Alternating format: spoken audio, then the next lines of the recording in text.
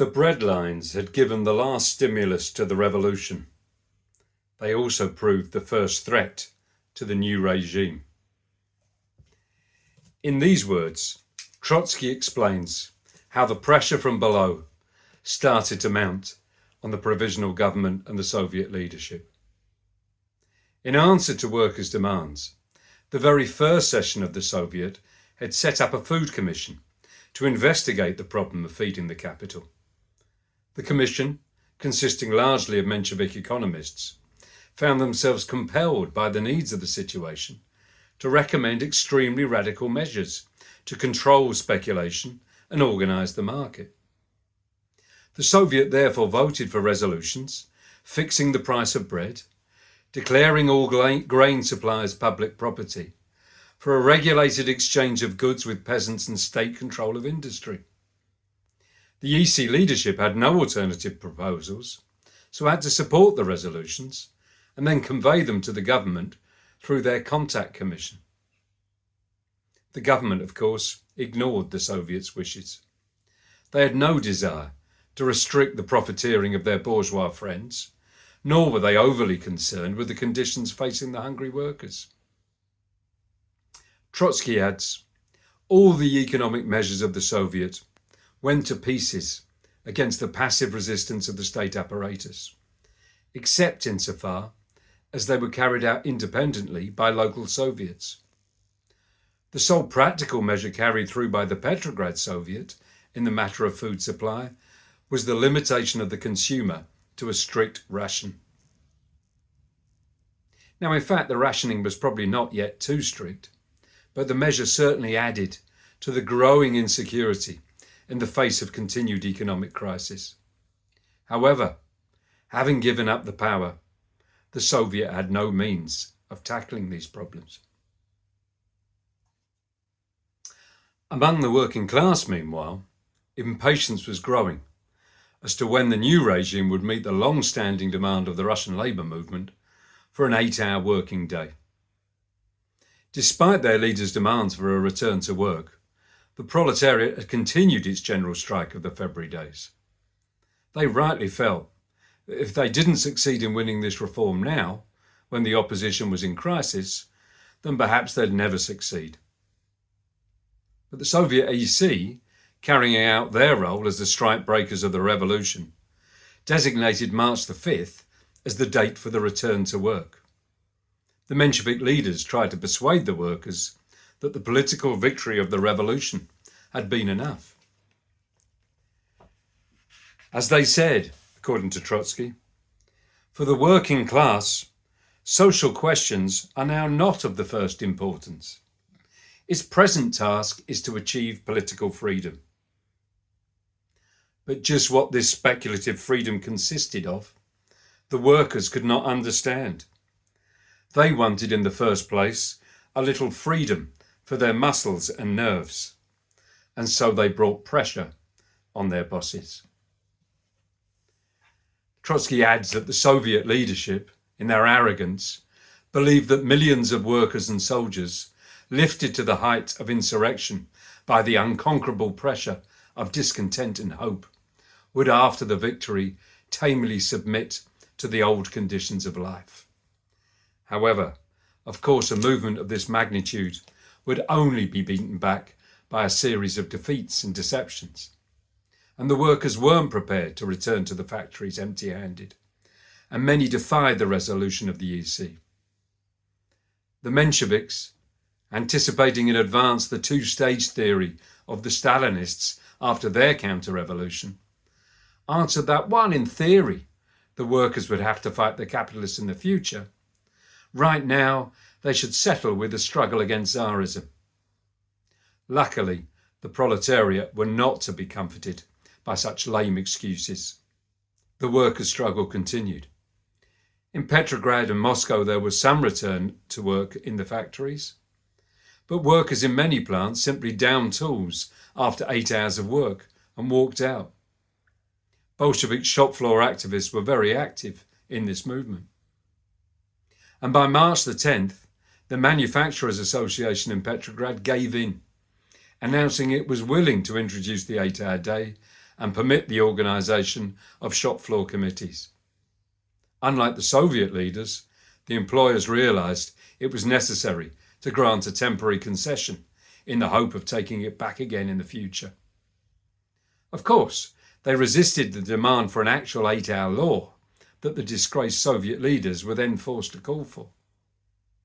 In Moscow, the City Soviet was finally forced to introduce the 8-hour day on March the 21st. In the provinces, the struggle continued into April, but eventually most areas won the 8-hour day, either in agreement with the employers or by an independent decree of the local Soviet. Now, the provisional government had deliberately stood aside from the negotiations on the working day, leaving it to the Soviet to attempt to pacify the workers.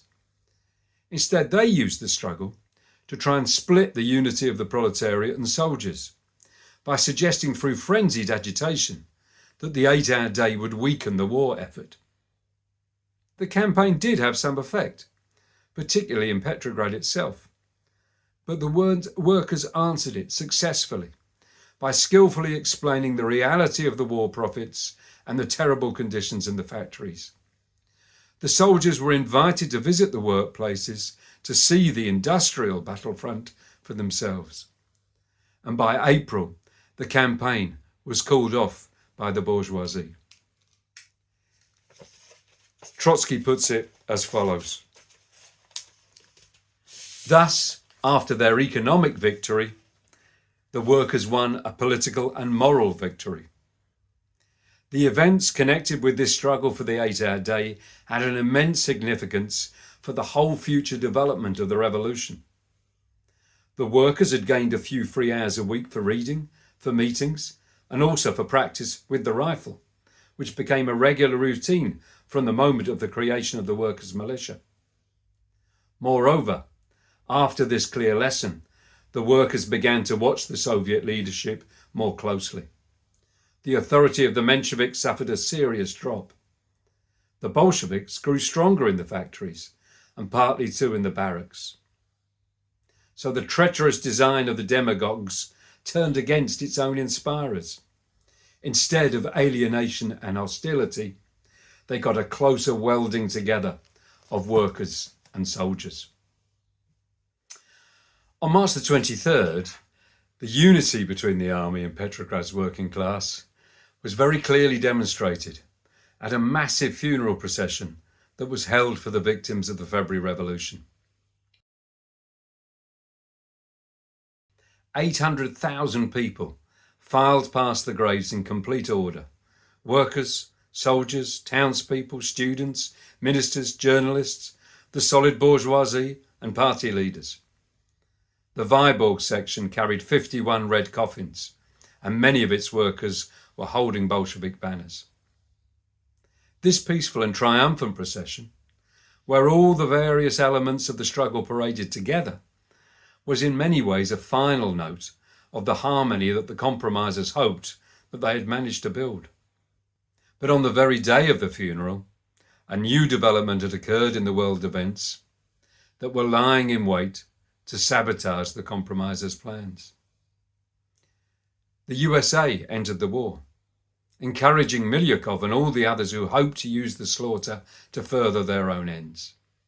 However, the news alarmed the despairing peasant soldiers who were longing for peace. And it had been no accident that the slogan "Down with the War" had become one of the chief slogans of the February Revolution. The demoralized troops, sick of war and death, longed for this demand above any other, even the demand for land for the peasants. After all, a piece of land was of little use to a dead soldier.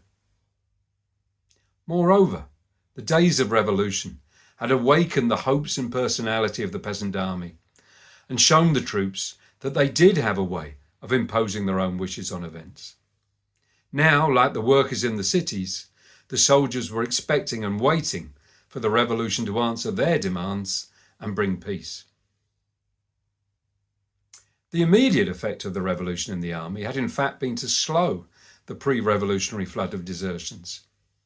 The soldiers were prepared to wait at their posts, not by any means to go on the offensive, but to defend the revolution against attack and to give the new government a stronger position from which to negotiate peace. They were not, however, prepared to see the hated Tsarist regime in the army continue unaltered. Trotsky puts it that in the minds of the soldiers, the insurrection against the monarchy was primarily an insurrection against the commanding staff. And it was this hatred of their commanders that had produced the indestructible Order Number 1, discussed previously in video number 10. And there was staunch resistance to all attempts by the Soviet AC to reintroduce the troops' subordination to their former superiors. The frightened generals had to try to hide this revolutionary order from the front. And indeed, Trotsky explains that in many trenches, perhaps even the majority, the news of the revolution came from the Germans before it got there from Petrograd. Could there have been any doubt amongst the soldiers that the whole command was in a conspiracy to conceal the truth? But of course, once the truth was out, many of the officers tried to save their skins by pinning on red ribbons. Many even registered as social revolutionaries. Of course, they were prepared to switch their allegiances, but not to change their beliefs. In the words of General Denikin, "I accept the revolution wholly and irrevocably, but to revolutionize the army, I consider ruinous to the country." In other words, the generals were happy for the revolution to do what it liked, as long as it kept its hands off them. And since the commanders belonged to the privileged classes, they had a lot to lose, not only their officer privileges, but also their landed property. But through experience, the soldiers began to realize that it was only their own actions that were going to make any changes to the army regime. When the soldiers saw, to quote a delegate from the front, that everything remained as before, the same oppression, slavery, ignorance, the same insults, and agitation began. The tension between the officers and the soldiers grew greater. In some places, particularly in the Navy, bloody retributions had already taken place, and now harsh officers were pushed out, arrested, or even assaulted. Gradually, the army began to break apart. As in every army, the divisions in the Russian forces were simply a concentrated picture of the splits in society. At bottom, the antagonism between soldier and officer was the hostility between peasant and landlord. In between, a layer of petty bourgeois officers and clerks attempted to square the circle by urging some general reform, but still standing for war to total victory. And their counterparts in the Soviet EC tried to make the same kind of impossible requests, asking that the enemy should voluntarily stop attacking Russia. But under the pressures of the realities of imperialism, the compromisers had, of course, to make a firm choice between peace and war, and naturally, after a brief hesitation, the petty bourgeois leaders had run to the side of the bourgeoisie and declared support for the war, in the guise, as we've said, of defence of the revolution. The EC's manifesto of March the 14th was unanimously supported by the Soviet, with even the Bolsheviks, much, as we shall see in the next video, to Lenin's consternation, offering no resistance to this false document in favour of imperialist slaughter. The bourgeois Milyukov rightly declared that the manifesto, although it began with so typical a note of pacifism, developed an ideology essentially common to us and all our allies. The Soviet leadership, if in words talking about a desire for a democratic peace without annexations or indemnities, were again really simply playing the treacherous role of convincing the revolutionary masses to support the policy of the bourgeoisie. And the Bolshevik leaders also were not showing sufficient resistance to that treachery. On the surface, the bourgeoisie were apparently taking an aggressively patriotic stance in favour of the war. In reality, Perhaps it was only some of the newly converted warmongers amongst the compromisers that genuinely believed the war could be won. One letter from the commanders to the cadet Nabokov was typical of the reports reaching the government and its advisers. It said, "You must clearly understand that the war is finished, that we can't and won't fight any longer. Intelligent people ought to be thinking up a way to liquidate the war painlessly. Otherwise, there will be a catastrophe." As Trotsky relates, the mutiny of the battalions of the Guard foretold to the possessing classes not victory abroad, but defeat at home. The unexpected revolutionary optimism of Milyakov, declaring the revolution a step towards victory, was in reality the last resort of desperation. The bourgeoisie felt that they would not be able to use the revolution for the purposes of war, and so much the more imperative became their other task, to use the war against the revolution. The bourgeoisie, although still worried about the effect of an Allied victory on lowly Russia's international economic position, now gave up thinking about negotiating a separate peace for Germany. The concern of the moment, Trotsky puts it, was not to secure advantageous international conditions for Russia, but to save the bourgeois regime itself, even at the price of Russia's further enfeeblement. And so, Trotsky explains, to keep up the war hypnosis and the mood of chauvinism was the only possible way the bourgeoisie could maintain their hold upon the masses, especially upon the army, against the so-called deepeners of the revolution. The problem was to sell to the people an old war which had been inherited from Tsarism, with all its former aims and allies, as a new war in defence of the conquests and hopes of the revolution. But how achieve it? The liberals firmly expected to direct against their revolution that whole organisation of patriotic social opinion which they'd been using yesterday against the Rasputin clique. A prolongation of war would justify them in preserving the old military bureaucratic apparatus, postponing the Constituent Assembly, subordinating the revolutionary country to the front, that is, the commanding staff acting in unison with the liberal bourgeoisie. All domestic questions, especially the agrarian and all the social legislation, were to be postponed until the end of the war. A war to exhaust the enemy was thus converted into a war to exhaust the revolution. This was not perhaps a completed plan, thought up in advance and talked over in official meetings, but it flowed inevitably from the situation created by the revolution. And so, in the meantime, with the help of the Soviet and so on, Milyakov seemed at first to be having some success. Indeed, when on April the 1st, General Alexeyev was officially placed at the head of the armed forces, the inspirer of the Tsarist foreign policy, Milyakov, was Minister of Foreign Affairs. The leader of the army under the Tsar, Alexeyev, had become commander-in-chief of the revolution. The succession appeared to be fully re-established. And by the way, just to confirm that Milyakov was only being loyal to his class interests and not to the Allies, he quickly offered his services to the Germans immediately after the October Revolution. But despite this flood of pro-war propaganda, the ordinary soldier still longed for peace. Milyakov was actually hoping for a strong German attack to convince the workers and soldiers of the need to fight to defend the revolution, of course. Unfortunately for the bourgeoisie, the front was generally quiet throughout the spring.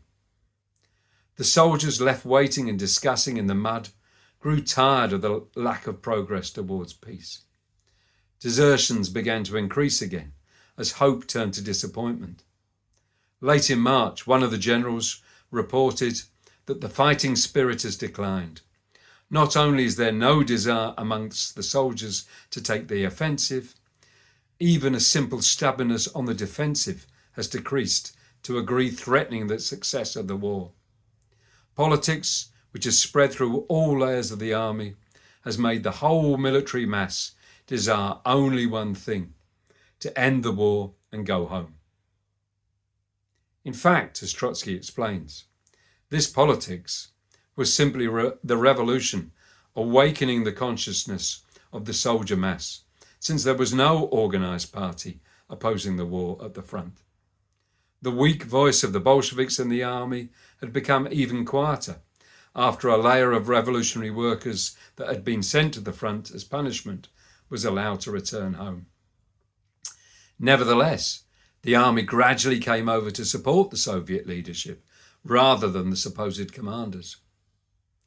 The Soviet EC began to build stronger organisational control over the army through its influence on the soldier delegates in the Soviet and on the elected regimental committees set up by Order Number 1.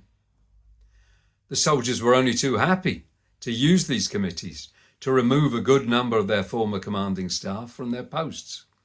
In addition, the Soviet commissars sent into the regiments to watch over the military chiefs helped them win their battle with the bourgeoisie for control. However, it was in many ways a Pyrrhic victory, since the more the soldiers listened to the EC, the more they became convinced of the bankruptcy of the Soviet leadership. Trotsky explains how a Congress of trench delegates in early April helped to reveal the real state of affairs. Fraternisation was going on along the whole front. The soldiers were taking the initiative more and more boldly. The commanding staff could not even think of repressive measures. Faced by this passionate audience, the Liberals gave up the idea of opposing their own resolutions to those of the Soviet. The battle was won by the Democrats without a struggle. The Soviet resolution on the war was adopted by 610 votes against 8, with 46 abstaining. The last hope of the Liberals, that of opposing the front to the rear, the army to the Soviet, went up in smoke. But the Democratic leaders returned from the Congress more frightened than inspired by their victory. They had seen the ghost raised by the revolution, and they felt unable to cope with them.